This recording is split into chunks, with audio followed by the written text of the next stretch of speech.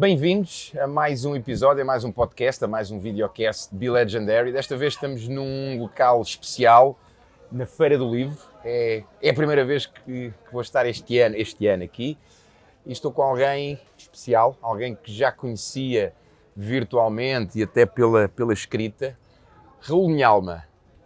Bem-vindo, muito obrigado por teres aceito o convite para falarmos e para trocarmos aqui algumas palavras. E se calhar iria iniciar por aí mesmo. Nós estivemos aqui em background a evitar conversar sobre alguns temas que era para ser tudo a cru. De onde é que nasce esta tua paixão? 26 anos, 6 livros, certo? Exatamente. De onde é que nasce esta tua paixão? Quando é que começas a escrever? Quando é que te lembras da tua primeira escrita, por assim dizer? Por acaso, lembro-me bem do primeiro momento em que eu decidi juntar umas palavras em versos. Eu chamava-lhe um poema, mas aquilo não era um poema, aquilo era um desabafo.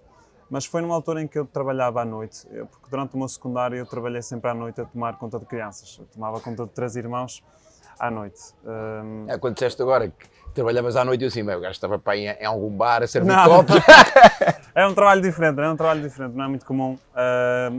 Eram três irmãos. A mãe No deles, Marco? Fazias isso sim, no Marco? na minha cidade. A mãe deles estudava à noite e então precisava de alguém que tomasse conta deles e era eu que fazia isso. Tinhas 15, 16 anos nessa altura? Era por aí. Portanto, já tinha de ter essa maturidade e responsabilidade de tomar conta de 3 irmãos, 3 crianças. E foi assim, às vezes eu já na parte final, porque eu ia embora perto da meia-noite, mas eles aí já estavam a dormir. Então, nesse intervalo em que eu já os tinha deitado e a mãe deles ainda não tinha chegado, eu não tinha nada para fazer, entre aspas, e aproveitava para começar a escrever umas coisas. E foi aí que eu comecei a escrever alguns poemas. E depois uma coisa levou à outra e acabou por dar origem ao meu primeiro livro. Mas inicialmente foi apenas como um desabafo, acho que se calhar todos começam assim, e eu não fui diferente, mas foi apenas um desabafo. Até porque o meu primeiro texto o meu primeiro poema chamava-se Ela. E ela, eu referia-me à morte. E, portanto, era um tema muito pesado nessa altura. Tinhas quantos anos? Quando querias esse primeiro texto? 16, 17. Olha, uma das coisas, e isto até é giro, porque é a primeira vez que estamos em carne e osso juntos. Sim. E uma das coisas que eu às vezes me perguntava, e ainda hoje, não é? Vejo os teus posts, vejo os teus vídeos, e até é curioso, porque tens isso no nome, não é? Minha alma. É como é que alguém tão novo tem tanta alma, tem tanta profundidade de escrita, tem tanta profundidade de transmitir sentimentos, de transmitir ideias de uma forma que conecta tantas outras pessoas. Ou seja, como é que alguém com 15, 16, 17 escreve um texto onde fala sobre a morte, que para muitos jovens eles não estão nem aí, não é? Não é algo que eles pensem, até porque estão na flor, estão ali naquela parte mais intensa da sua vida. Onde é que vem essa maturidade? Até porque tu tens mais irmãos, certo? Recorda-me, tens quantos irmãos? Tenho mais 7. Mais 7, tu e mais 7. É, mais 7. És o mais novo? Sou o mais novo. És o mais novo. De onde é que achas que vem essa maturidade? Ou de onde é que vem essa tua profundidade? Onde é que... Eu acho que tem a ver também por esse pormenor de ser o mais novo de vários irmãos, embora as diferenças de idades é tão grande que acabei por não conviver com grande parte deles. Acabei por crescer com as minhas 2 irmãs apenas. Convivi sempre com os outros, alguns mais, outros menos. O teu irmão mais velho tem quantos anos? 50 e muitos. Nem consigo dizer. 50 e muitos. Agora não consigo saber ao exato. Mas eu acho que foi por esse pormenor de chegar aqui, é como se eu tivesse chegado aqui ao mundo e já toda a gente tivesse a vida deles, não é? Porque os meus irmãos já eram casados, quase, alguns deles. Eu tenho um sobrinho com a minha idade.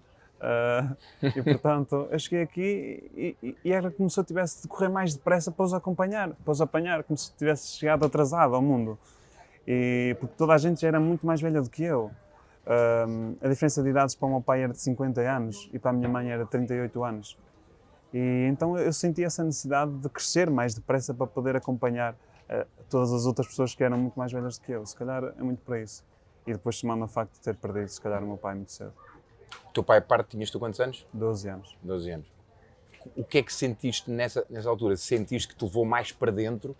Sentiste que te fez olhar mais para a vida, valorizar mais a vida, se calhar, o que é que isso mexeu em ti? Com 12 anos, se calhar não tinha essa profundidade de pensar na importância da vida. Mas o facto de ter perdido o meu pai e, ao mesmo tempo que eu vivia com as minhas 2 irmãs e a minha mãe, e eu tornei-me o homem da casa, assim, com 12 anos. O homem não me estou a pôr num patamar mais importante que a mulher, mas eu era o único homem. Mas a figura masculina, não é? A figura masculina. Além de ter perdido a minha referência masculina, tive de ser eu, até porque os meus irmãos mais velhos já não viviam connosco. Poderiam ser, eventualmente, as minhas referências masculinas. E isso fez-me crescer de uma forma diferente e sentir diferente em relação aos meus colegas, por exemplo, da escola, porque eu era o único que tinha passado por aquela experiência, ainda tão novo. Isso fez-me sentir diferente e não sei se isso, mas sem dúvida que me fez crescer muito e hoje em dia sou o que sou também muito por causa desse episódio negativo que me aconteceu. Ou seja, isso trouxe-te, até porque nós muitas vezes, e agora falando aqui na área de coaching, de desenvolvimento pessoal, muitas vezes falamos nesta parte da vitimização versus a responsabilização. Ou seja, tu foste mais logo para a responsabilização, foste ok, eu tenho que ser mais isto, eu tenho que fazer mais isto, tenho que assumir mais esta responsabilidade, não optaste por aquele caminho, que é como eu às vezes digo, que é muito, nós passemos infelizes e passemos vítimas, é super simples, é fácil. É o mais fácil, não é? É só não fazer... um culpado e pronto. E já está, não é? Para, de facto, conquistarmos a nossa felicidade, o nosso espaço, a nossa realização é algo que temos que assumir a responsabilidade, não é? Tu sentiste logo assumir essa responsabilidade logo numa tenra idade, 12, 13, 14, 15? Foi passar esse poder para as minhas mãos, o poder de fazer o meu caminho, da minha própria educação, passar essa responsabilidade para as minhas mãos e tentar assumi-la da melhor forma possível, mas ao perder essa referência tens de a encontrar em algum lado, até porque depois de perder o meu pai a minha mãe começou a trabalhar à noite a tomar conta de idosos, ou seja, pouco tempo depois de perder o meu pai eu também perco a presença da minha mãe, porque eu ia estudar durante o dia, estava na escola e chegava à casa. A minha mãe tinha de ir trabalhar às 8 da noite e, portanto, eu chegava às 6, 7 da tarde e estava uma hora aquele espaço com ela só. E isto durante muitos anos. E automaticamente perdi logo ali também a presença da minha mãe. Tens de desenrascar sozinho e isso obriga-me a crescer, sem dúvida. Ok, tens esse evento, assumes a tua responsabilidade, começas a trabalhar com 15, 16 anos, a tomar conta de crianças, fantástico. Começas a escrever nessa altura, o teu primeiro texto, Ela, a Morte, e depois quando é que lanças o teu primeiro livro, que é o Desculpe Mãe? Desculpe Mãe, exatamente. Surge em 2011, 2 anos depois já tinha eu 19 anos, mas foi já um compilar desses textos todos que eu fui escrevendo. Destes textos que ias fazendo? Sim. Mas que já, a dada altura, já tinha essa ambição de escrever um livro. Não sei de onde é que me surgiu, mas já começava a escrever textos com essa ideia com a ideia de publicar um livro. Não sei porque é que me lembrei de tal coisa, mas se calhar tinha esse chamamento e alguma coisa me estava a chamar por esse caminho. E Desculpe Mãe, porquê? Então, esse livro, embora muitas pessoas acreditem e pensem que possa ter a ver com a mãe, mas não, tem a ver comigo. Ou seja, por eu ser quem sou e que digo ali no livro, é que tenho de pedir desculpa à minha mãe. Ou seja, por eu ser quem sou no livro, é que tenho aquele título. Ou seja, o livro não é sobre a minha mãe, é sobre mim. Sobre ti. E por eu ser assim... Pedes desculpa à tua mãe. Fantástico. Eu acho que todos nós temos um pedido de desculpas, naturalmente, a dizer às nossas mães, mas um ainda maior obrigado. E este funciona das duas formas. Serve como um pedido de desculpas, mas também como uma homenagem a ela, em forma de obrigado. Portanto, lanças esse com 19, depois a seguir segue-se um livro pequenininho, que eu até trouxe ali, que são Os Mistérios de Santiago. Exatamente. Certo? Esse é sobre o quê? Esse livro, o que é que... Mais uma vez, naturalmente, e é normal que isso aconteça, quando nós escrevemos o nosso primeiro livro e há um personagem masculino, as pessoas têm tendência a acreditar que estamos a falar sobre nós. E neste caso o Santiago, que é o personagem principal, as pessoas pensam, este Santiago és tu. Eu digo que não sou eu, mas é quem eu gostava de ser. Ou seja, é aquilo que eu idealizava para mim. Mas como a realidade é demasiado pesada para eu poder ser aqui, e os livros e a ficção permitem-nos ser quem nós quisermos, eu fui essa pessoa que eu gostava de ser no livro, interpretando esse personagem que é o Santiago. Que diferença é que há entre o Santiago e o Raul? Pois, o Santiago é aquele rapaz que vê sempre as coisas de um lado positivo. Ok. E agora falaste nisso, e eu agora tenho de recuperar algo que se calhar não era suposto falarmos aqui, que é do Pedro. Quem é o Pedro? Da pessoa que está por detrás do Raul. Ok. Porque agora ias-me dizer qual é a diferença entre o Santiago e o Raul, mas a verdade é que o Santiago e o Raul são muito mais parecidos. Ok. Porque o Raul também é a pessoa que eu gostava de ser. Eu, Pedro, enquanto Pedro. Mas que ao fim e ao cabo és, não é? É uma identidade, é tipo quase que... Sou eu, mas não sou só aquilo. Ok. E sou também o lado mau, o lado menos bom, o lado preocupado, o lado pessimista, se calhar. O Pedro é muito assim, Mas ainda bem, sofredor. Isso significa que és humano.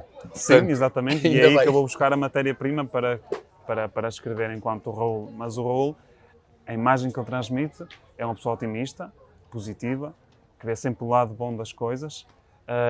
E é um Raul que vai educando o Pedro também a crescer assim e a ser assim. Mas, como é óbvio, acaba por ser é um pseudónimo, mas também uma espécie de heterónimo. Se calhar é mais um heterónimo do que um pseudónimo. Mas e já agora vamos pegar nisso e vamos falar aqui, até porque tocamos aqui em temas que nós hoje em dia temos uma versão, ou temos uma vertente, aliás, na psicologia positiva, no coaching, no desenvolvimento pessoal, que às vezes é entendido de uma forma errada, não é? Isto é a mesma coisa que tu olhas para a felicidade e há muita gente que pensa que só és feliz só sendo feliz, que é tipo, todos os dias estás, não é? Com uma energia fantástica que nunca tens dias menos bons, Sim. não é? E isso que tu estás a dizer, ou seja, haver essa diferença entre o Raul, o Pedro, o Santiago, eu acho que, e queria ouvir também a tua visão, porque eu tenho muitas pessoas que chegam ao pé de mim e dizem-me isso, não é? Pá, o Jorge tem muita coragem, tem muita força, mas eu tenho dias péssimos, eu tenho dias em que critico tudo, em que culpo tudo, em que a Mónica, que está comigo, é que às vezes leva com esse Jorge em cima, porque faz parte, não é? E eu normalmente olho para esses dias, eu sei que ao final desse dia, por muito mal que ele tenha sido, eu resgato sempre qualquer coisa melhor. Como é que tu vês isso? Qual é a tua visão? E por aventura também tens algumas pessoas que chegam e com essa ilusão de, ok, felicidade é só coisas boas, não é? Não, isso é uma utopia, não é? Como é óbvio. Mas eu acho que a felicidade, mas tu entendes muito mais do assunto do que eu, provavelmente, certamente. Mas eu acho que a felicidade parte de um estado de paz interior. Concordo plenamente. Essa paz interior é um terreno que seja produtivo, onde nós podemos semear as nossas alegrias, os nossos momentos felizes, é ali. Se não havendo esse terreno fértil, que é essa paz, não pode nascer nada de bom a partir dali. E eu tento cultivar, acima de tudo, essa paz, ou seja, abstrair-me dessa turbulência que possa acontecer, que são os momentos maus, que é aquilo que nos faz, e tentar encontrar essa paz. E a partir dessa paz, encontrando essa paz, depois o sorriso, a alegria surge naturalmente. Mas é o desafio de todos nós, é tentarmos encontrar esse pontinho, esse olho de furacão, essa paz no meio da turbulência. Esse é o nosso desafio. Até porque, pegando até nessa metáfora que tu agora usaste, não é? Aquele terreno fértil, há aqui uma coisa que nós podemos fazer sempre, que é cuidar desse terreno fértil, que é adubar, é regar, é podar, é ir lá e tirar aquelas ervas daninhas que são os pensamentos menos bons, que são momentos menos bons.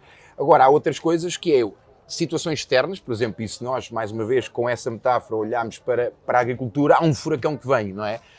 E que arrasa uma colheita interna, que pode ser o final de um relacionamento, pode ser a perda de uma pessoa amada, pode ser a perda de um negócio, pode ser...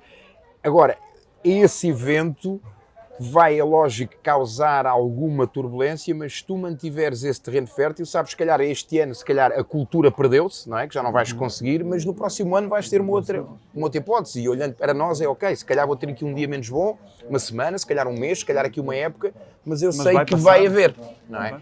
E tu achas que, por exemplo, pessoas que te leem, e estávamos a falar um pouco disso em off, pessoas que te leem, e tu até partilhaste aí algo comigo curioso, mas achas que pessoas que te leem e veem esse lado positivo do relacionamento e a forma como tu falas, a profundidade e a sabedoria com que tu falas de amar, não é? E estávamos a falar disto, a diferença entre o apegar e o amar. O que é que achas que hoje em dia falta, não só a essas pessoas que te leem, mas o que é que achas que falta hoje em dia nos relacionamentos? E aqui vamos olhar relacionamentos, quer sejam íntimos, quer sejam de amizade, quer sejam de... E com nós próprios. E connosco, que esse é o principal, não é? Acima de tudo. Porque lá está, é a partir daí que nasce tudo. Nasce tudo. Esse é o terreno fértil que nós temos de ter. E nós muitas vezes não nos preocupamos connosco, e, portanto não nos preocupamos em trabalhar esse terreno e deixá-lo preparado para florir a felicidade e o amor. Porque é a partir daí que vem tudo o resto. Nós já andamos à procura das sementes, não é? Que nos vão fazer felizes, e nem sequer temos um terreno para elas florirem. Então não vai, somos uma pedra, portanto assim fica difícil. Mas eu acho que o problema das relações e das pessoas hoje em dia é ainda não terem bem esse conceito bem definido entre amar e apegar, entre o amor e o apego. E eu já referi isto várias vezes, não só nos meus livros, especialmente neste último, mas também em vídeos que já fiz, em frases que já escrevi e partilhei nas redes sociais. A diferença entre amor e apego. E amar e o amor é querer que a outra pessoa seja feliz. Apego é querer que a outra pessoa me faça feliz. E repete isso mais uma vez, porque isso é importantíssimo. Amor ou amar é querer que a outra pessoa seja feliz. Apego é querer que a outra pessoa me faça feliz. E, portanto, quando nós percebemos que amar é dar, e sem estar à espera de receber.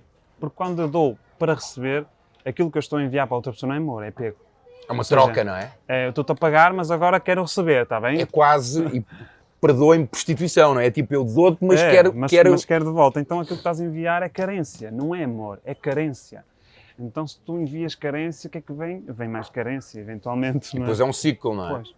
E por isso é que eu digo, quando dás tudo, acabas por perder tudo, não é? Porque tu não estás a dar com o gosto de dar, pelo gosto de dar. Tu dás apenas para poder receber. E, portanto, aquilo que estás a enviar a outra pessoa e a demonstrar a outra pessoa é falta. Tu dás apenas para poder receber, então tu não tens. E é aquilo que nós temos de perceber este conceito. Eu acho que a partir deste conceito, tudo o resto começa a ganhar forma. A diferença entre amar e entre amor. Porquê é que achas que é tão difícil, a minha visão, e depois eu posso partilhá-la, mas queria ouvir a tua, até para não te influenciar. Porquê é que achas que é tão difícil hoje cada vez mais amar e cada vez mais vemos o apegar em relações? O que é que achas que está na causa? Onde é que está a causa? Porquê é que achas que hoje cada vez é mais... A causa é sempre em nós. A causa está sempre... Essa falta que nós... É isso que nós não trabalhamos, essa questão do amor próprio, que é um termo, pronto, muito associado à autoajuda, mas seja o que for, chamem-lhe o que quiserem. Amor próprio, respeita por ti mesmo, sei lá, qualquer coisa. Chamem-lhe o que quiserem para não se sentirem tão mal. Mas essa questão de trabalho interior, esse trabalho interior tem de ser feito. Perceber o que é que nós estamos aqui a fazer, qual é o teu propósito, o que é que tu queres, o que é que tu gostas, o que é que tu não gostas, o que é que te faz bem, o que é que te faz mal.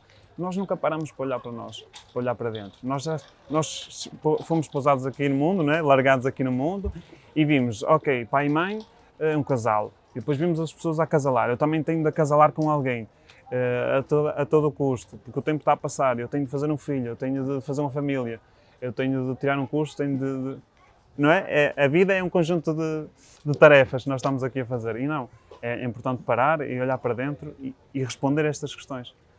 E nós não temos esse tempo para responder a essas questões. Como é que alguém, mais uma vez, tens 26, fazes 27 anos de hoje a 15 dias quase, não é? Como é que alguém tão novo tem essa profundidade? Até porque tiveste a perda de um pai, ou seja, A forma como eu vejo, e agora voltando aqui um pouco atrás, a forma como eu vejo é, nós somos influenciados por quem nós aprendemos a amar, não é? Nós somos criados por um pai, por uma mãe, por uma avó, por uma tia que tem um relacionamento ou tem uma falta de um relacionamento, e nós muitas vezes criamos a nossa imagem de relacionamento num relacionamento. Por exemplo, falávamos aí há pouco em respeito. Eu cresci num relacionamento onde eu vi várias vezes, demasiadas vezes, faltas de respeito entre os meus pais. Mas no dia a seguir via amor. Então, de alguma forma, o que eu aprendi foi, ok, então um relacionamento é normal haver faltas de respeito e é normal eu desrespeitar alguém e eu ser desrespeitado. Está tudo bem, percebes? E de alguma forma... E tu tocaste aí num ponto que, por exemplo, para mim foi um abre-olhos, foi no dia em que eu percebi que, ok, não eras tu, por exemplo, que não me respeitavas, era eu que não me respeitava a mim. E em consequência eu permitia que tu não me respeitasses, ok? Portanto, eu tenho essa forma de ver que acho não, acredito piamente que quem nós aprendemos a amar tem a ver com as pessoas que estão à nossa volta, não é? Agora, tu, de alguma forma, perdes o teu pai com 12 anos, portanto, a tua imagem de relacionamento acaba ali, não é? Como é que tens essa sabedoria hoje? Como é que tens essa visão? De onde é que isso veio? Os exemplos de relacionamentos que eu tive dos meus antepassados e do meio que me envolvia não era todo o melhor. Os meus pais era aquele relacionamento tradicional, porque eram mais, era a educação antiga, digamos assim, não sei se é o melhor termo para os definir. Um relacionamento mais frio, mais formal, com menos toque, com menos carinho. Mesmo, não só entre eles, mas também entre eles e comigo. E os filhos? Eu lembro de um episódio em que nós estávamos no casamento e os casais tinham de dar um beijo e os meus pais deram um beijo no rosto um do outro. Porque é como se tivesse vergonha de demonstrar afeto. De expor amor, não é? Exato. E com os filhos a mesma coisa, nunca houve aquela proximidade, aquele carinho. Se calhar mais com a minha mãe, porque acaba também por ser um pouco mais natural, por ser o elemento feminino, não sei se... Então achas que foi essa escassez ou essa falta que te fez procurar a abundância e aquilo que era verdadeiramente o amor e amar e ser amado? Não sei se foi por essa falta. Não sei se... Hoje se me perguntares se sentes falta, eu vou dizer que não senti falta. Não sei se o facto de não ter tido, hoje se tem repercussões, e certamente terá, na minha personalidade. Agora, se me perguntares a mim, sentes-te falta, eu não te vou dizer que sinto falta. Ou melhor, se calhar soube complementar essa falta com outros pormenores. Hoje em dia tenho uma relação muito mais próxima com a minha mãe, e só há muito pouco tempo é que lhe disse que a amava. Olha, já agora pegando nisso, porque eu disse ao meu pai que eu amava com 36 anos e lembro-me quando disse isso ele ficou tipo... Como é que foi? Contigo foi a mesma coisa ou não? Eu já lhe tinha demonstrado, obviamente já lhe mostrei várias vezes que amava, como é óbvio, né? E todos nós, em condições normais, o fazemos e o amamos, mas nem todos o conseguem dizer. E esse é que é o verdadeiro desafio, parece uma coisa tão simples, não é, de fazer e custa tanto. E eu andava sempre a adiar isso também. Mas ela sabe. Mas não é a mesma coisa que dizer e ouvir. Claro. É como se, ok, agora tenho certeza, não é? E eu disse, e foi um episódio muito estranho. E eu andava sempre a adiar isso, porque tinha vergonha, não é? Porque a verdade é que nunca tive essa proximidade também porque eles nunca me permitiram isso. Eu tratava os meus pais por você.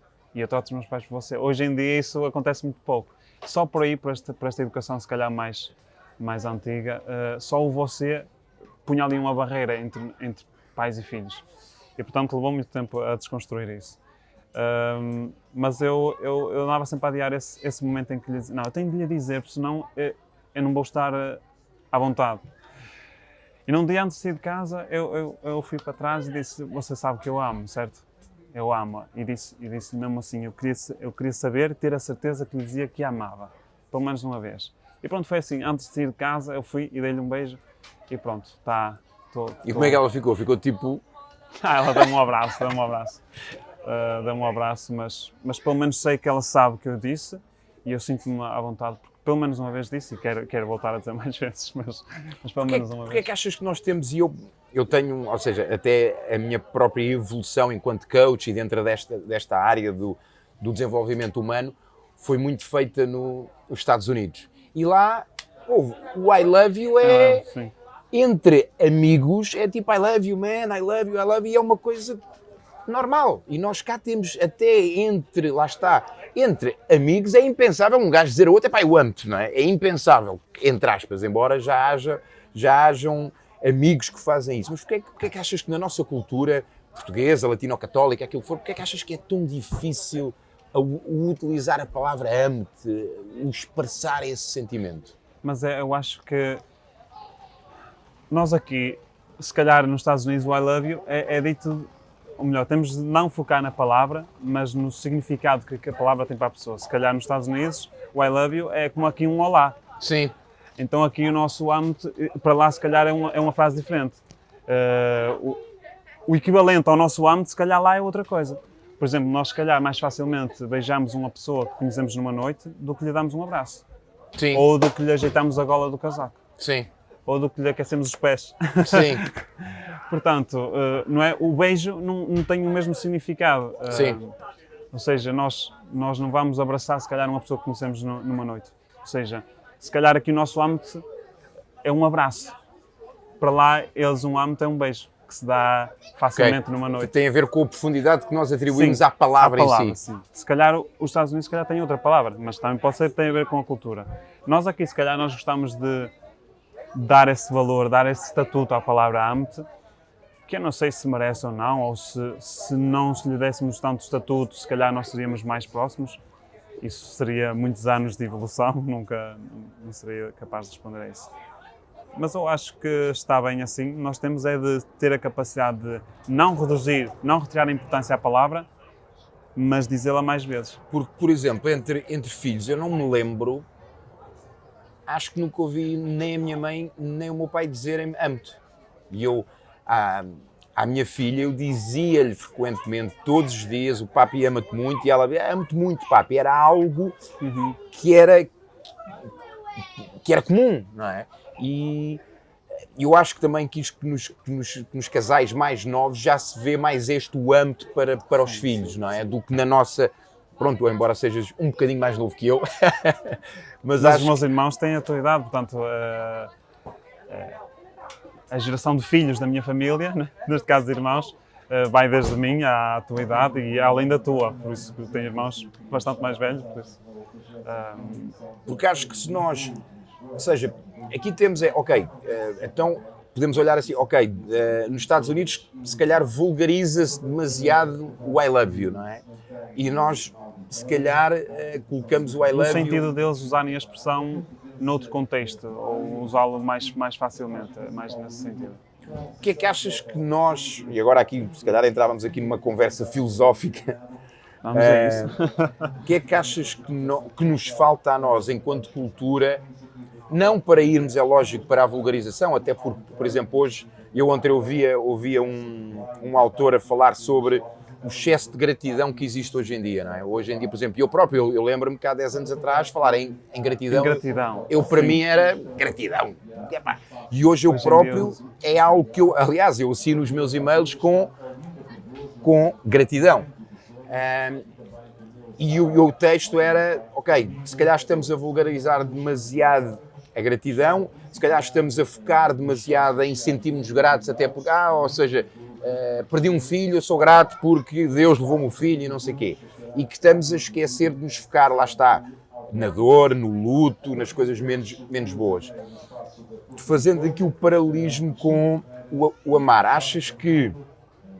Ou o que é que achas que nos falta? Ou achas que se nós nos focássemos mais em usar a palavra amor, que iríamos, se calhar, vulgarizar o sentimento em si? Ou não? O que é que Eu achas? acho que, em relação a isso, eu acho que o que estão a vulgarizar no máximo não é a gratidão, é a palavra só. Sim, concordo contigo. Isto porque nós Até temos porque- o hábito de, porque fica bonito, grato, estou muito grato.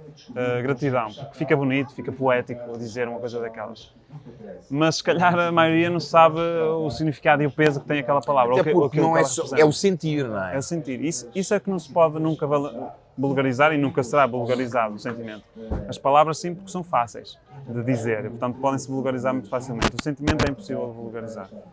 Agora, aliás, até o porque tu sentimento se sentes fosse vulgar gratidão era perfeito.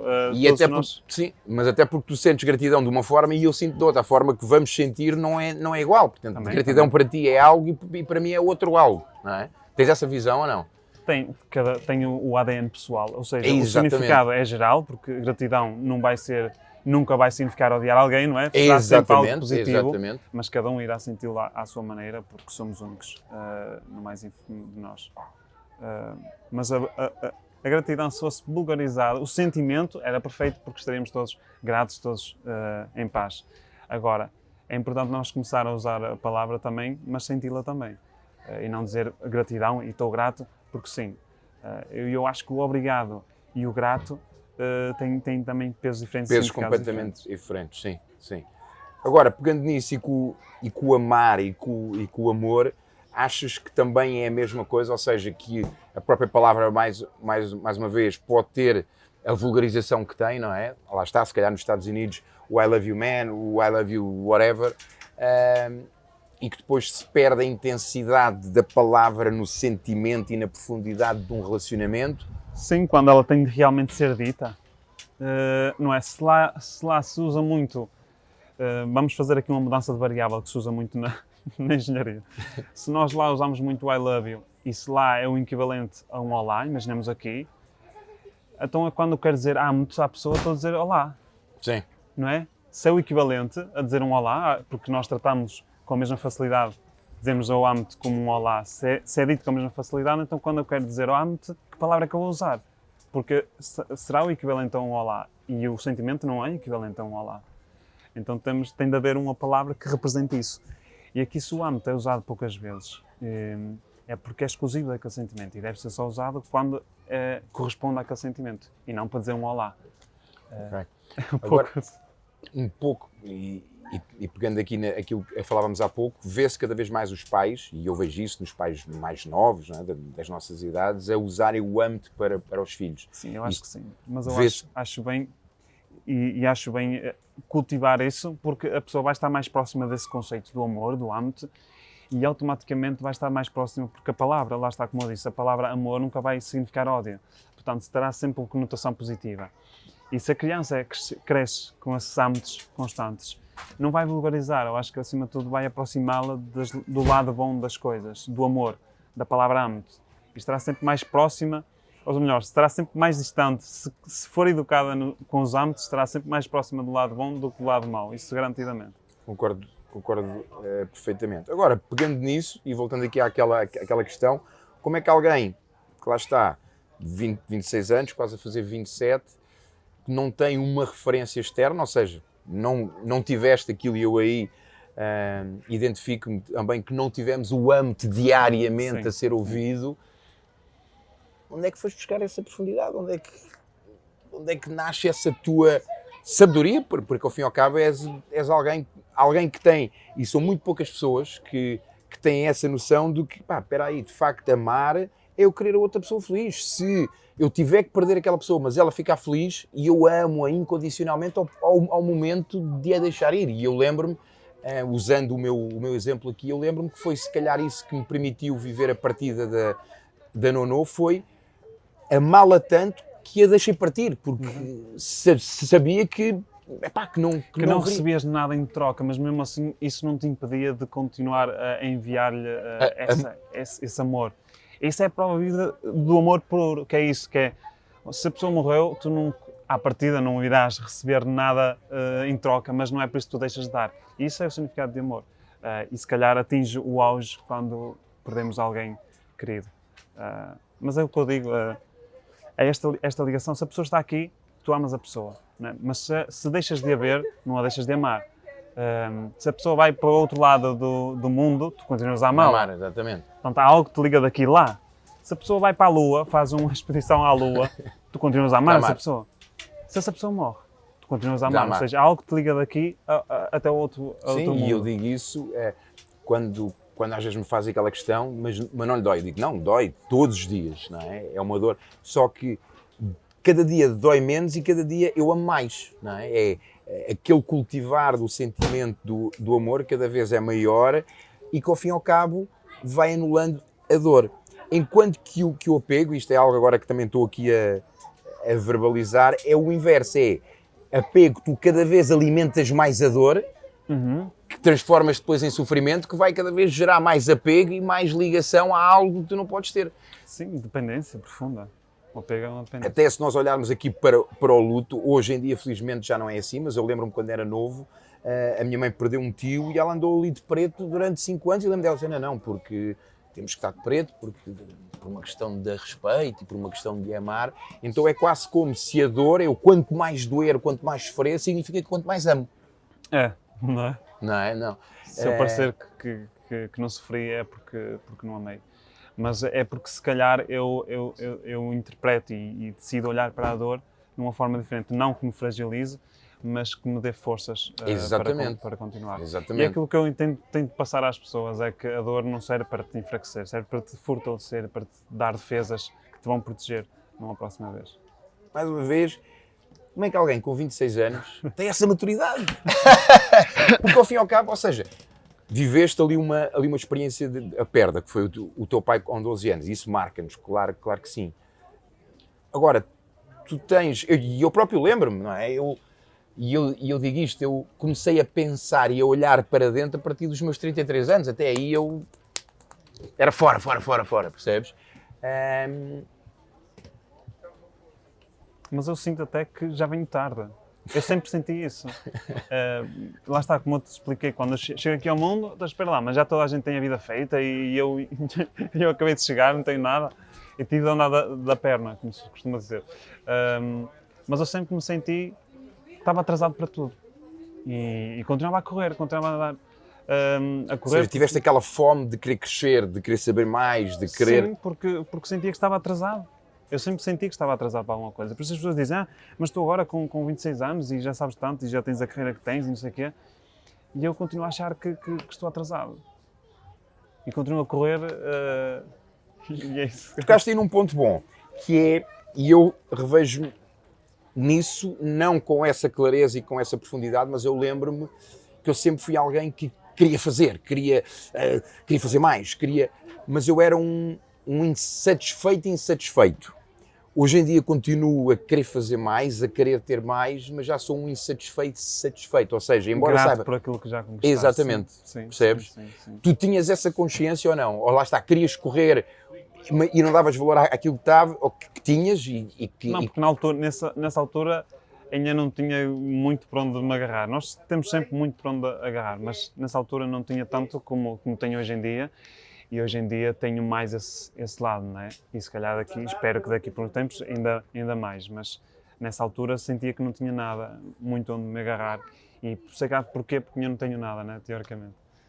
Mas hoje em dia já tenho essa componente de ser grato por aquilo que já conquistei, está muito mais forte do que essa insatisfação. Olha, aquilo que ainda vou conquistar. Fantástico. Vamos falar aqui um bocadinho destes livros que temos aqui. Temos aqui 4 livros. Fala-me um pouco de cada um deles. Portanto, temos aqui... Bom, lá atrás nós temos uma espécie de trilogia. Temos o Lar Aqui Não Te Agarra. Agora vamos por ordem cronológica. Diz-me tu. Vamos por ordem cronológica então. O Lar Aqui Não Te Agarra saiu em 2016. Basicamente é uma compilação, é sobre relacionamentos. Só relacionamentos. Uma compilação de 500 textos. Todos eles de 15 linhas. E, portanto, 500 textos, todos eles a 15 linhas. Exatamente. Que resultam em 250 páginas. Isso, ou seja, nasceu logo essa ideia ou foste, antes a fazeres o livro, nasce logo, vou aqui fazer 500 textos com 15 linhas, 250 páginas? Todos os meus livros seguem um padrão. E já vou... É o que significa, mas não é a mesma coisa de começar a escrever um livro. Eu posso mostrar aqui, é para ali. Não. todos os textos seguem este padrão. São 2 por página, todos com o mesmo número de linhas, e o tema central deles são os relacionamentos. Todos os meus livros têm um padrão porque eu não quero que... Não é a mesma coisa de eu acabar um texto quando me apetecer. É muito mais fácil. Ou seja, eu pus estes padrões que eu imponho nos meus livros, é um desafio extra que eu coloco a mim próprio. De dizer o que tenho a dizer, mas tenho de dizer só naquele tipo de linhas. Só naquele número de linhas. Então sou obrigado a dizer só o que mais importa. E não vou para lá pôr frases e acabo quando me apetecer. Não, isso é fácil. Se tens essa responsabilidade, tens essa... Sim, é um desafio extra que coloco a mim próprio, mas também para as pessoas entenderem que são textos trabalhados até nesses pormenores. Algum desses textos é biográfico? Sim, do Raul ou do... Sim, claramente alguns, mas só eu é que sei. Não... Mas a maioria não são sobre mim. Ok. A maioria dos meus livros não falam sobre mim. Pontualmente é natural que falo muitas experiências sobre mim, mas não são sobre mim. Okay. São acima de tudo sobre as outras pessoas. As outras pessoas. É sobre elas que eu escrevo e é para elas também que eu escrevo. Onde é que te inspiras? A minha inspiração são elas, é exatamente isso. É Observas... na vida das pessoas, naquilo que eu vejo, naquilo que eu quero corrigir, se tenho esse direito, corrigir, melhorar, a tentar aquilo que eu entendo que seja melhor, porque é normal que as outras pessoas também possam ter outras versões, mas eu entendo que aquilo que os meus livros passam é tudo mensagens positivas para qualquer pessoa. Mesmo que ela não o queira fazer, essa pessoa vai concordar que este é, eventualmente, o caminho certo para nós estarmos, que é o caminho do bem. Depois nós temos a seguir, depois saiu este, que é um livro, são 300 páginas, okay. 150 textos de 2 páginas. Portanto, larga quem não te agarra e depois todos os dias são para sempre. Para sempre. Okay. Basicamente é um livro já com textos maiores, cada texto, são textos de 2 páginas, lá está, mas cada um tem uma história mais desenvolvida, são mais casos da vida. Ou seja, explora 2 aqui... páginas por texto? Sim. Há algum número de linhas? Não, era só 2 páginas. Caso, são as 2 páginas que é sempre igual. Portanto, todos os textos têm aproximadamente o mesmo tamanho. E pronto, cada um destes textos tem um título, mas são também exatamente 150 textos, o que prefaz as 300 páginas. Este aí são 500 mensagens também, que inicialmente o livro inicial, que é uma espécie de reedição, portanto, do meu livro Fome, que é teoricamente o primeiro da trilogia, mas pertence a outra editora, então, entretanto, o livro já foi descontinuado, já deixou de existir, e reescrevi muitas mensagens, tirei muitas mensagens do livro anterior que já não me identificava, ou que já... Não era que me identificava, é que agora consigo dizer de uma forma melhor. De uma forma diferente, estás num outro estágio. Exato. Não me deixei de identificar, mas agora consigo dizer de uma forma melhor, então pus essa versão melhorada neste livro, para finalizar, então, esta espécie de trilogia. Trilogia, ok. Eu podia dizer, este livro inicialmente tinha 200 páginas, portanto era 200, 250 e 300 páginas. Isto porquê? Porque o padrão continua, porque este livro, o novo livro... O Foi Sem Querer Que Te Quis. O Foi Sem Querer Que Te Quis, é um romance, e portanto já foge dessa trilogia, que essa trilogia são crónicas, e frases, e mensagens, mas o Foi Sem Querer Que Te Quis já sai dessa linha, portanto agora é um romance. Ok. E também tem 300 páginas, tem exatamente 300 páginas. São exatamente 50 capítulos, todos eles de 6 páginas, faz 300 páginas.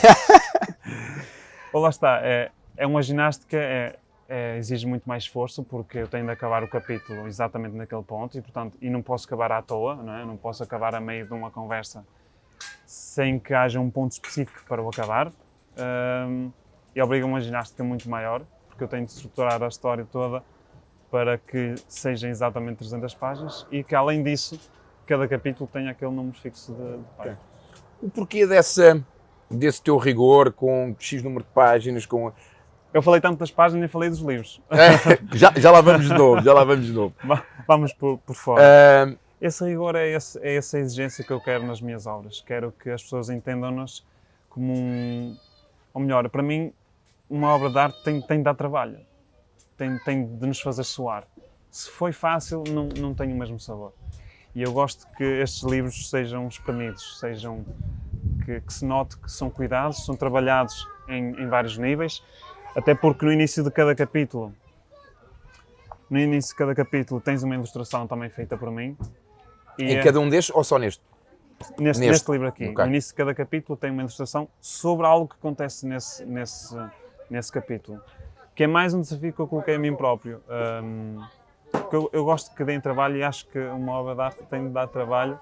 Acima de tudo tem de ficar bem e tem de ser boa. Mas tem de nos sair do corpo. A excelência, o rigor, a qualidade é algo muito importante porque isso para também ti. passa para o leitor. Dizer que imagina o texto, apareciam uns textos com 2 linhas, outros com 2 páginas. Não havia um padrão, não havia uma estrutura. E quando olham para um texto, um livro que todos os textos são iguais, com o mesmo número de linhas, nota-se que há ali um esforço extra, um cuidado extra. E eu gosto disso nos meus livros, nas minhas obras. Okay. Vamos falar agora então, voltando aqui de novo aqui atrás, um pouquinho... Ao conteúdo, exatamente. ao que interessa. Fala-nos. Falar que não te agarra, é isso mesmo, o título é perfeito, é sobre relações que não são boas, desabafos que podiam ser de todos nós nos identificamos com aquelas situações em que não vemos o nosso esforço reconhecido pela pessoa que está connosco, em que a pessoa não nos valoriza, em que a pessoa não nos cuida como nós cuidamos. Larga que não te agarra traduz na perfeição o que diz o conteúdo e por isso também muitas pessoas se identificam, e eu já disse isto noutras entrevistas, em que muitas pessoas também depois de ler o livro decidiram avançar para o divórcio. Isto é um episódio que... Então se por um lado tens pessoas que gostam muito disso, também tens umas outras que dizem aquele acabou com o meu casamento. Mas, entre aspas, não fui eu. Este livro, como eu também faço questão sempre de esclarecer, o livro não acaba casamentos nem relacionamentos. É um elevar da consciência. Ele apenas abre os olhos às pessoas e as pessoas é que percebem se realmente, olha, eu estou a viver aquilo que diz no livro e eu não quero isto para mim. Apenas lhe mostra aquilo que elas estão a viver. E abre os olhos e elas depois tomam a decisão que elas sabem que é melhor. Ele não acaba nenhum relacionamento que seja bom. Isso garantidamente. Se acabou é apenas porque a pessoa teve noção de que aquele relacionamento era mau. Depois temos o Todos os Dias São para Sempre, que é isso. É um conjunto de histórias, exemplos de vida, situações reais, que normalmente são ficção, mas que me deixam de ser realistas. Okay. Muitos episódios dramáticos, negativos, mas também episódios muito positivos. Todos eles sempre com uma conotação positiva, ou seja, eu começo pela apresentação de um aspecto negativo, de uma perda de emprego, de uma pessoa que está doente, mas no final termino sempre com uma mensagem positiva de como é que nós vamos ultrapassar esse episódio, quais são as soluções que nós podemos fazer num contexto realista sempre. Ok. O Dá-me um Dia para Mudar a Tua Vida foi um desafio que é engraçado porque é um livro só de mensagens curtas, mas que também me deu muito trabalho de escrever, porque não pode ser qualquer frase, ela tem não pode ser qualquer mensagem, ela tem de responder a um conjunto de requisitos, tem de ser forte, tem de ser curta, tem de transmitir uma mensagem acima de tudo, tem de ser original o máximo possível, portanto não pode ainda ter existido. Muitas das frases eu procurei atualmente no Google, a ver se já existia, algumas já existiam, portanto pus de parte. Algumas já foi tudo dito, não é? Como é óbvio. Já existe eventualmente tudo, porque em tantos anos de humanidade e tantos milhões de pessoas já tudo foi dito. Mas tive sempre esse cuidado de ser o mais original possível. Lara quem não te agarra era uma das frases que fazia parte da versão anterior, mas que agora nesta já não faz. Ok. E pronto, foi esse o meu objetivo, é que em poucas palavras dizer tudo. E o teu último livro? Romance, qual é o teu objetivo com este romance? O que é que pretendes transmitir a quem o lê? Eu digo neste livro, no subtítulo, é o livro que te dá a receita para seres feliz no amor. Isto é um pouco arriscado dizer, não é? Ou e muita gente pode dizer, mas que é este miúdo agora que me vai dizer? Agora em 2019 descobriu a pólvora, este miúdo. Mas eu assumi essa responsabilidade de dar uma receita. E as pessoas, quando ouvem falar na receita, pensam que é uma forma mágica. Ou seja, ok, eu sigo aquilo e tenho aquilo que eu quero já e agora. E fácil. Não é? Porque é só fazer aquilo. Mas aquilo que eu dou é uma receita, portanto, eu posso dar uma receita de bacalhau com natas e tu não vais acertar à primeira, de certeza. Aquilo que nos torna mestres na culinária é o quê? É a prática. Fazer. Não são as receitas, é a prática. E fazer com amor. Exatamente. E portanto eu dou um conjunto de passos e acima de tudo perguntas, lá está como eu já disse aqui, de ter noção de qual é o nosso propósito, por exemplo, a questão de nos conhecermos e muitos outros passos que não vou revelar aqui, não é? Leiam. Leiam. Mas é um conjunto de etapas que eu acredito, e é claro que só pode ser se nós assumirmos isso como um estado para a nossa vida, para nós assumirmos esse comportamento no nosso dia-a-dia, automaticamente é impossível não começarmos a ver resultados desse mesmo estado, dessa mesma forma de estar na vida. Okay. Olha, mas isto tudo inserido num romance, numa história de amor. Sim. E não é só uma receita. E que eu sei que tem um fim ali... Dizem que sim. Dizem que sim. Não é que mexe, e eu li algumas mensagens, porque te sigo no Instagram, depois também já vamos falar aqui como é que as pessoas te podem seguir, e sigo no Instagram e sei que li várias pessoas que disseram uau, foi um livro que mexeu comigo e chorei, e nunca tinha chorado com um livro e mudou a minha vida, portanto, fantástico. Olha, diz-me, pronto, já vi que de facto tens essa profundidade, tens esse sentido de responsabilidade que te veio muito, muito novo, aliás foi giro quando tu disseste que eu trabalhava à noite. A minha primeira imagem foi logo servir copos, não é? E tu disseste, não, eu cuidava de 3 irmãos e eu, uau! Portanto, tens esse sentido de responsabilidade desde muito novo, sentido de quereres fazer mais, de ser mais, de vires atrasado, esse rigor, não é? Que impões com essas metodologias, com esses padrões. Como é que é o teu processo de escrita? Como é que... Tipo quê? Reservas, olha, tenho aqui este bloco destas horas, agora faço isto, meto esta música, meto aqui uma velinha, faço aqui as minhas orações e tal. Como é que é o teu processo de escrita, se é que o podes partilhar connosco? É desgastante, é porque é muito concentrado. Ou seja, eu escrevo os livros em menos de 3 meses. Ou seja, tipo isolas, tipo ermita. Portanto, desapareço do mapa durante uns tempos, embora eu agora seja mais consciente e responsável nesse aspecto. Antes era mesmo destrutivo, não comia, comia pouco, alimentava muito mal, e eram muitas horas porque são 13, às vezes 14 horas seguidas. De processo de escrita. Não é a escrever, se fosse a escrever eu escrevia rápido, mas é ali a pensar no que é que vais escrever, a reescrever. E estás ali desde que começa o capítulo até que acaba. Deixa-me só pegar nisso. Força. Eu disseste agora, até porque lá está, estamos a falar aqui e tu ainda há pouco falavas aqui numa coisa que falavas que dá trabalho, que é preciso fazer, que a qualidade que exige. E nós hoje em dia, até se calhar pelas tecnologias, não é? Nós hoje em dia metemos Rei de Portugal em 1756 e pum, Google, não é? Mandamos mensagem para alguém que está no outro lado do mundo e é tudo muito, muito fácil. E tu falaste agora aqui numa coisa que é, eu ouço isto muitas vezes, é pessoas dizem, mas eu não tenho jeito para escrever. Ok, mas quanto tempo é que tu já fizeste escrito? Escrevi 2, 3 linhas e não correu bem. E tu que tens 6 livros escritos dizes aqui, não, mas eu tenho 13 a 14 horas e se calhar tens dias em que não sai nada. Não sai nada, mas tem de sair. Mas tem de sair. Por isso é que às vezes demoro 13 a 14 horas. Se estivesse sempre a sair, eu escrevia muito rápido. Mas às vezes uma página são 2 horas. Uma página? Uma página, às vezes mais. E quando corre bem são 40 e tal minutos, nunca menos do que isso. Quando corre bem. Mas é mesmo um processo porque cada frase, cada mensagem, cada passo tem de ser bem pensado. Não sei como é que são os outros escritores. Eventualmente as pessoas têm a noção que às vezes pensavam que demorava mais tempo e é normal se escrever 2 horas ou 3 horas por dia ou escrever 2 ou 3 páginas por dia.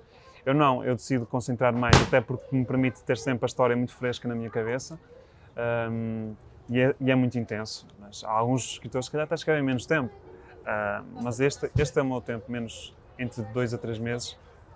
2 meses e meio. E como é que nasce o tema, como é que nascem as ideias, como é que, por exemplo, tu quando vais para um livro, por exemplo, quando foste para o teu último livro, já tinhas claro, não, vai ser um romance e vou dar aqui a receita para um relacionamento. Já tinhas isso claro ou foi algo que foi... 90% da história, mais de 90%, é na hora. Sai ali, flui ali. Ou seja, o que é que nós temos e que temos de ter antes, no início de qualquer livro? É por onde é que eu vou e qual é o meu destino. E 3 ou 4 pontos onde eu tenho necessariamente de passar. Ou seja, com esses guias, depois é claro aquilo que eu digo, aquilo que a pessoa disse àquela personagem naquele momento. Aquilo é na hora, em consoante o contexto que estás a ter da história, é naquele momento, claro. Mas tu sabes que disseste aquilo porque queres chegar lá, àquele ponto. Nós temos o destino e temos 3 ou 4 pontos que queremos passar E depois, a partir daí, claro, é o trabalho diário, em função do contexto e para onde a história nos leva. Mas não é eu começo a escrever e para onde eu for, vou. Não, isso não acontece. Há sempre um destino. Duas coisas. Aconteceu, tem algum momento, tipo, lá está, entre esses pontos, tu saberes, ok, eu estou aqui, tenho que chegar aqui, mas entretanto isto fluiu de uma certa forma e dizes, ainda com catana, agora como é que eu saio daqui a chegar a este ponto? Aconteceu-te alguma vez isso? Não, não, isso não, mas aconteceu-me. Ainda bem que eu fui por aqui, que é muito mais interessante. Ok. Agora, por exemplo, este livro inicialmente não era nada disto. A história não era nada disto. O final é o mesmo. Tinhas claro já que a última o cena final... eu sabia exatamente como é que era, por exemplo. Eu sabia melhor o final do que o início deste livro. O final eu já o tinha há muito tempo. Mas para chegar lá, toda a história fez todo o sentido. Mas nunca comecei, nem consigo começar a escrever um livro sem saber para onde acabou. Conselhos não se dão, mas para alguém que nos esteja a ver ou que nos venha depois a ouvir quando o podcast é ver em áudio, que conselho é que darias a um jovem, se calhar de 15, 16 anos, a um Pedro que se ia tornar Raul? Que conselhos é que darias, ou a alguém que já escreve, ou que quer escrever mais ainda, ou que quer escrever melhor, se tivesses que dar 2, 3 conselhos, ou 3, sei lá, pistas, o que é que dirias? Eu digo sempre uma coisa, que é, mostra aquilo que tu fazes às pessoas. Porque se estiver na gaveta, primeiro, além de ninguém saber que aquilo existe, tu nunca vais ter um feedback de quem te vai ler. O escritor existe a partir do momento em que é lido por alguém. Até ser lido não existe, não é? Pelo menos por uma pessoa. Sim. Que não seja ele próprio. Só a partir do momento em que alguém conhece o que ele escreveu, a mensagem já passou, portanto já pode ir pelo mundo inteiro, não é? Como eu costumo dizer, nós só temos controle sobre aquilo que nós não dizemos. A partir do momento em que dizemos, aquela mensagem pode chegar ao outro lado do mundo. E é isso, nós só somos escritores a partir do momento em que somos lidos, pelo menos por uma pessoa.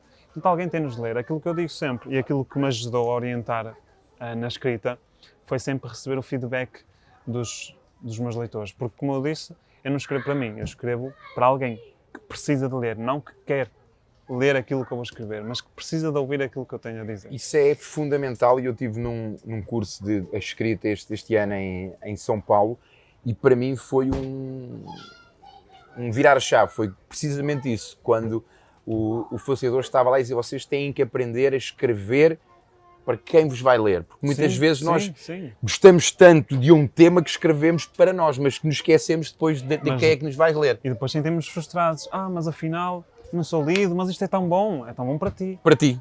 Então escreve para ti. Queres escrever para ti? Então escreve para ti, mas só vais ser ler tu, mas não te sintas frustrado por causa disso, atenção, tu decidiste escrever para ti. Exatamente. Eu também podia escrever muitas outras coisas, mas eu tenho uma missão. Qual é o meu propósito? É transmitir um conjunto de mensagens que eu já sei, ou que entretanto ainda vou aprender. Mas se eu escrevia é porque eu já tendia a saber. Portanto, alguém precisa de saber aquilo. E eu tenho de arranjar uma forma de tornar essa mensagem transmissível à outra pessoa e compreensível pela outra pessoa. Eu tenho de sempre pensar no escritor, no leitor, porque é ele que vai ler. É para ele que eu estou a escrever, não é para mim. E por isso é que eu não escrevo sobre mim, eu escrevo sobre as outras pessoas. Porque as outras pessoas que vão ler, a não ser que queiram ler uma biografia minha, mas as outras pessoas, quando pegam um livro, querem ser mais sobre elas mesmas. Sim. Não é sobre mim. Elas querem se conhecer melhor. E é isso que eu faço com os meus livros.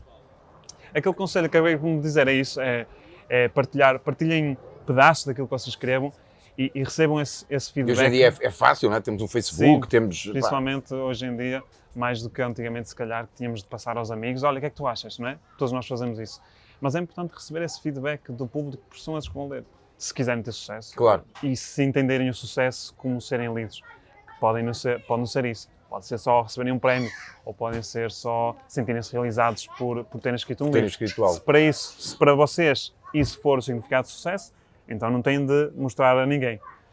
Mas se vocês quiserem ser lidos e se entenderem que o sucesso é ser lidos por muitas pessoas e serem apreciados, então vocês têm necessariamente de conhecer. Ou seja, mostrar, estar aberto à crítica, não é? Sim, ir mudando. Escrever para o outro, não para ele, e se houvesse mais um mais um conselho, o que é que darias? Paciência. Paciência. Paciência, muita paciência. Não só para escrever um livro porque é muito demorado, mas acima de tudo perceber que o sucesso vem, mas não cai do céu. As pessoas lembram-se, as pessoas olham para mim muitas vezes, se calhar até... Sim, dizem 17 edições, O Larga Não Te Agarra, mas 15...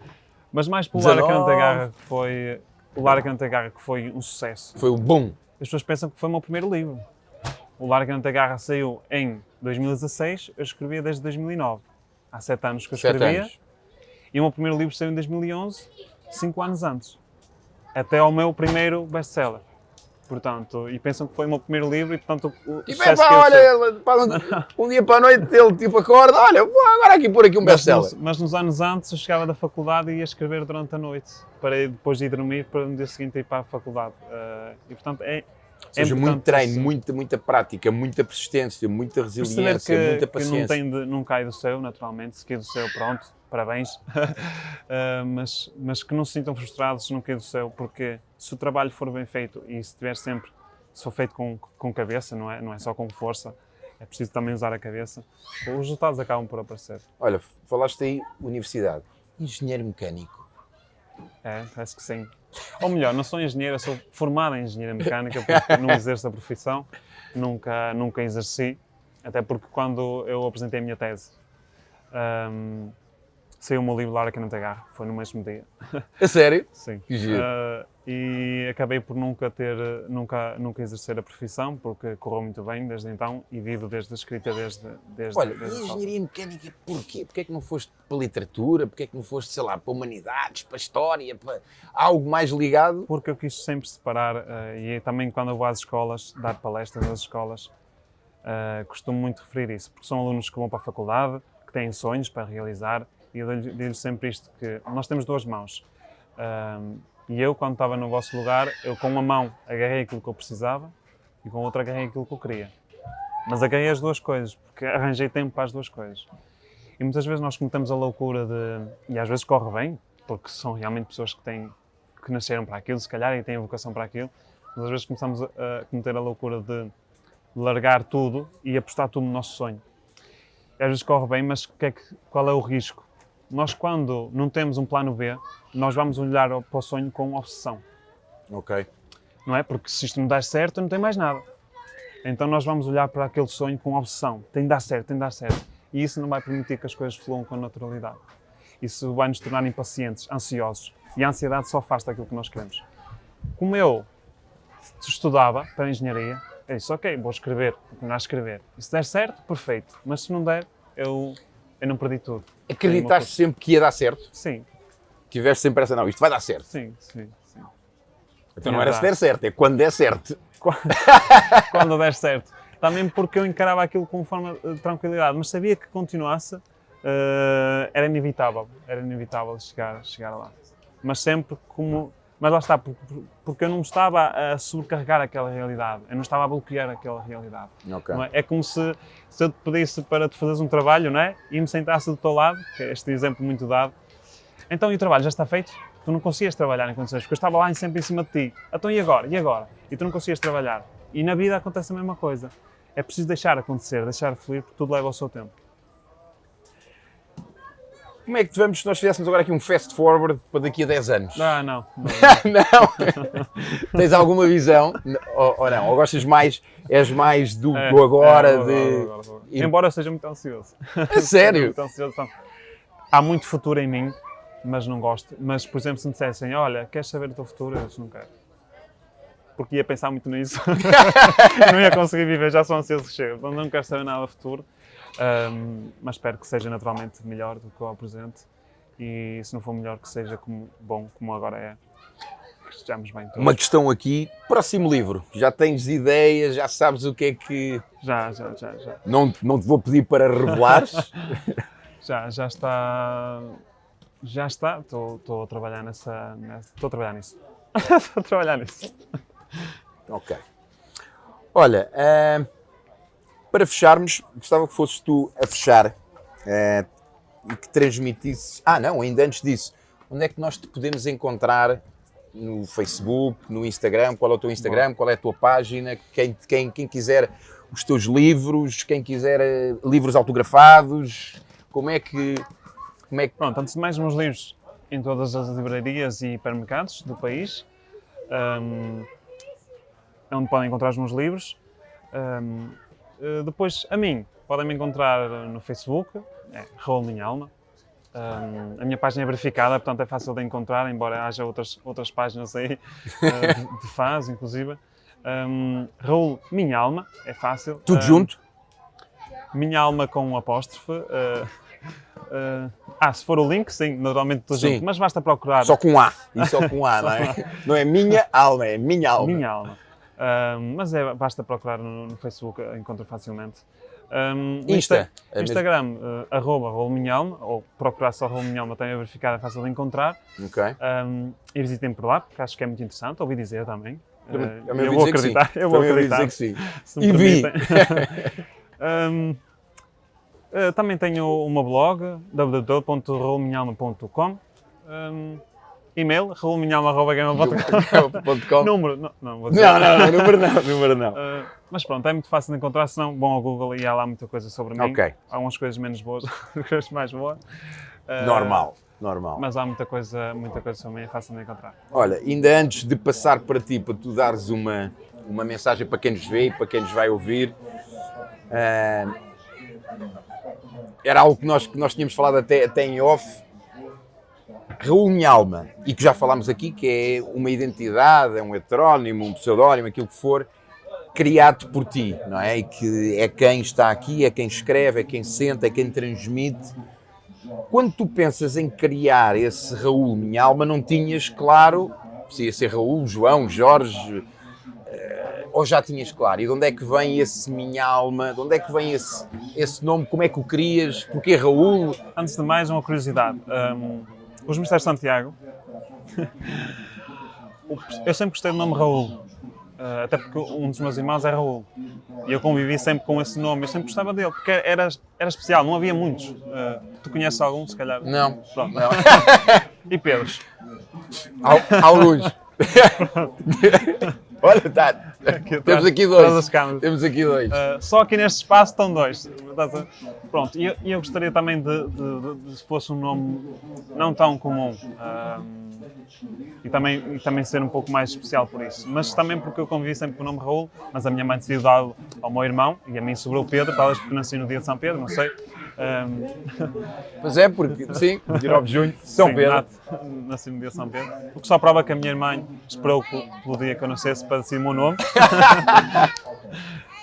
Mas pronto, mas também gosto muito do nome, apenas não, também porque queria separar as águas e portanto precisava de um nome diferente para não confundirem as coisas. O Raul não é o Pedro. O Raul é eventualmente a personagem que o Pedro gostaria de ser, mas que pronto, leva mais tempo. E Minhalma? É aquilo que eu estava e não acabei. Inicialmente o personagem de Santiago era Raul. E uma curiosidade, eu já tinha escrito 100 ou 200 páginas do livro e o personagem principal era Raul. E entanto, como entretanto mudei, a meio do livro porque eu adotei o nome para mim. Foi no momento em que eu adotei o pseudónimo. Ok. Estava a escrever os Mistérios de Santiago. Okay. Então não vai ter o mesmo nome que eu, vou ter de o batizar com outro nome. E mudei para Santiago. Então como o nome estava sempre a aparecer, aparecia centenas de vezes, em 100 páginas, e como Santiago é um nome maior que Raul, eu ganhei uma página no livro. Porque com todos os bocadinhos que foi aumentando... Ganhaste mais uma página. Ganhei uma página. Pronto. E minha alma porquê? Porque é da minha alma que vem aquilo que eu escrevo. E portanto Raul porque é um nome não tão usual e porque é um nome que eu gosto muito e que me diz muito. E minha alma porque é da minha alma que vem aquilo que eu escrevo. Ótimo. Então olha, vou-te desafiar para fechares não com uma mensagem, mas com duas mensagens. Uma do Pedro, uma para quem nos vê e para quem nos vai ouvir, uma do Pedro e outra do Raul. A câmara é tua, força! O Pedro, se calhar é isto, digam aquilo que sentem. Digam os âmbitos que têm de dizer e façam aquilo que têm de fazer, não pela outra pessoa, mas por vocês mesmos. E o Pedro é algo que ele aprendeu a fazer isso. Às vezes, tipo, eu tenho de procurar aquela pessoa, mas ela não merece. Mas eu preciso fazer isto para ficar bem. Mesmo que a pessoa não queira saber de mim, mesmo que me vá ignorar, eu preciso sentir que fiz aquilo que tinha de fazer. Mesmo que me tenha de humilhar uma última vez, eu sei que pelo menos essa será a última vez. Porque eu fiz aquilo que tinha de fazer. E às vezes vejo as pessoas que me dizem isso. Mas ele não merece. Mas não estás a fazer isso por ele. Estás a fazer isso por ti. Porque tu precisas de encontrar essa paz. E enquanto não disseres aquilo que tiveres de dizer, não vais conseguir essa paz. Então fala. Que é algo que fica aqui, não é? Mas as pessoas... mas não vai valer nada porque ele não vai voltar para mim. Pronto. Não, mas vale para ti, não é? Vale para ti. Porque tu precisas dessa paz. E só depois de ter essa paz é que tu vais conseguir encontrar, lá está, a felicidade de volta. E pronto, isso é algo que o Pedro falou, até porque ele disse amo-te à mãe dele. A mãe dele, agora estou no papel de Raul. Agora, Raul!